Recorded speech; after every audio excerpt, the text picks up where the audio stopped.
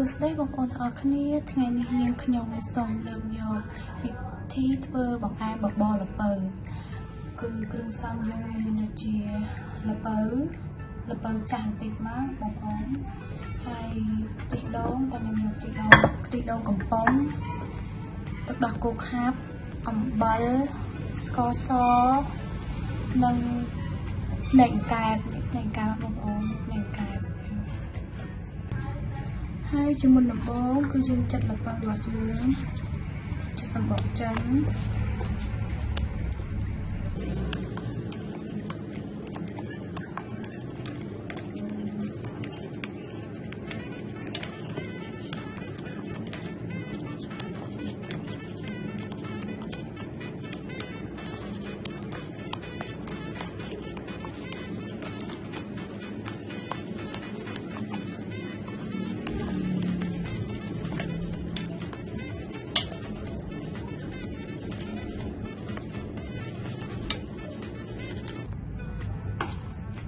យើងចាត់សម្បកវាឲ្យស្អាតបានណាបងប្អូន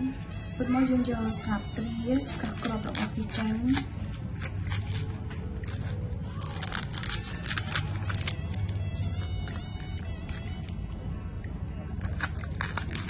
យើងឆ្កាស់គ្រាប់វាចេញឲ្យស្អាតបងប្អូនពេលហើយយើងយកទៅលាងទឹក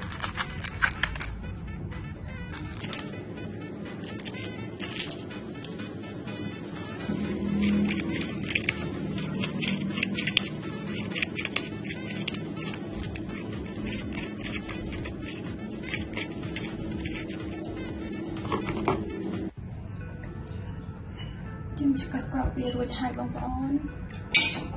ដូច្នេះយើងត្រូវហាន់កាត់វាជាដុំមក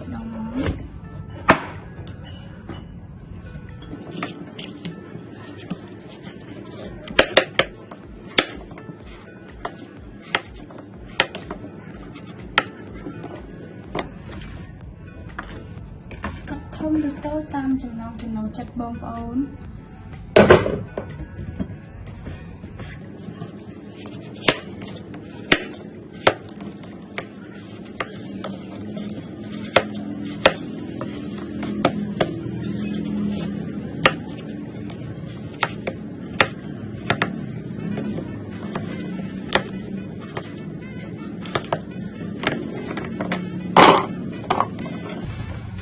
របស់យើង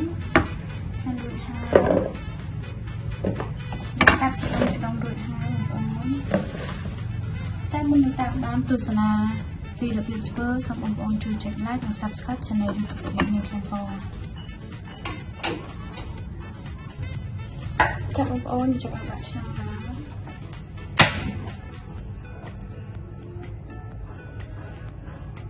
យើងកាត់គេដោយសារតែខ្ញុំប្រើ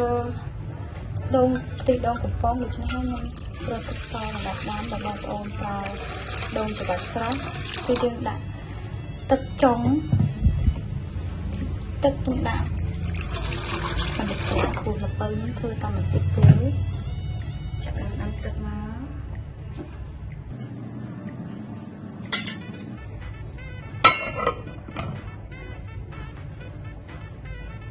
ដាក់ទឹកឲ្យក្តៅបន្តិចចាំយើងដាក់ល្ពៅចូលបងប្អូន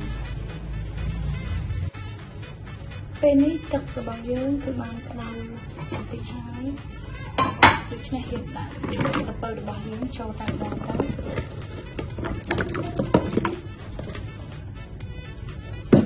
យើងរងចាំដល់ទឹកពុះគឺយើងដាក់ភ្នែកកែបចូលហើយសូមបញ្ជាក់ផងណាបងប្អូនភ្នែកកែបរបស់នាងខ្ញុំនេះគឺខ្ញុំបានត្រាំទឹកប្រហែលជាកន្លះម៉ោងដែរហើយបើយល់ល្អបងប្អូនត្រាំ1ម៉ោងទៅក៏1ម៉ោងកន្លះគឺយើងងាយស្រួលក្នុងការដែលយើងចម្អិនបង្អែមមួយនេះដូច្នេះយើងរងចាំទឹកពុះនិងយើងដាក់ភ្នែកកែបចូល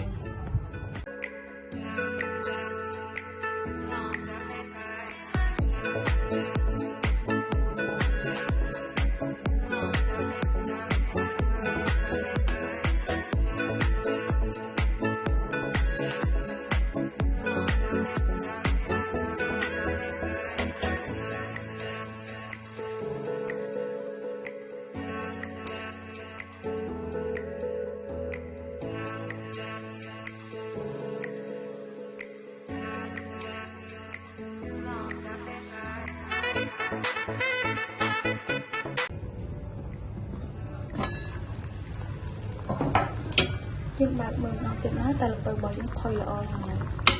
ចាល្ពៅរបស់ហ្នឹងគឺផុយហើយដូច្នេះដាក់ស្ករស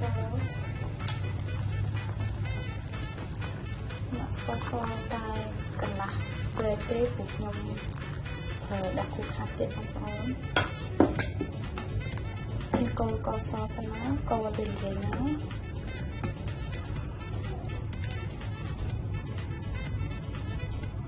គឺថាខ្ញុំដាក់ដាក់គូខាត់កន្លះចាន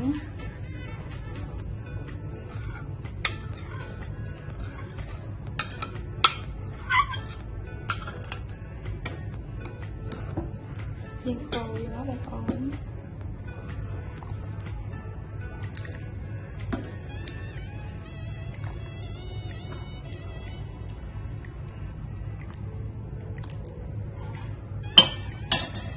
ហើយខ្ញុំចង់បន្ថែម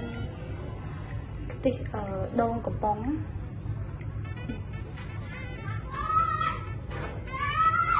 ្ញុំចាក់កន្លះកំប៉ុងហ្នឹង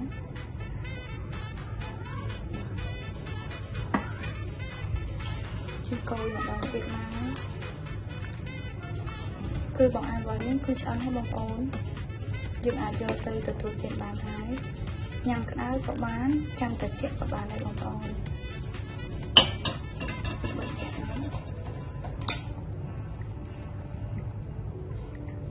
សូមអរគុណបងប្អូនទាំងអស់គ្នាដែលតាមដានទស្សនាវីដេអូនាងខ្ញុំហើយកុំភ្លេចជួយចុច like និង subscribe Channel YouTube របស់នាងខ្ញុំផងដើម្បីទទួលបានវីដេអូថ្មីៗអំពីរបៀបធ្វើបង្អែមនិងម្ហូបជាដើម